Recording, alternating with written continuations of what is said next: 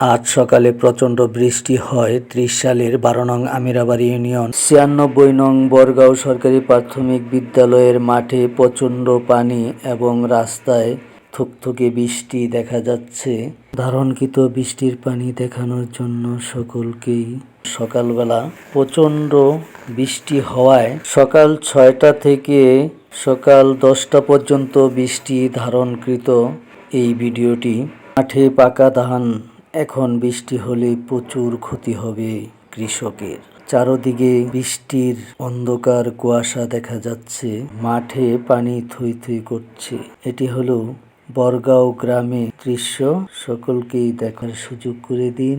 আজ এই পর্যন্ত, আগামী হয়তো আরও কিছু নিয়ে দেশে ও দেশের বাইরে যারা আছেন সকলে সকালের বৃষ্টি ধারণকৃত বরগাঁও গ্রামের দৃশ্য দেখতে পাবেন এসিটিভির পর্দায়। বড়গাঁও থেকে হানিফ আকন্দ, এসিটিভি, ত্রিশাল, ময়মনসিংহ।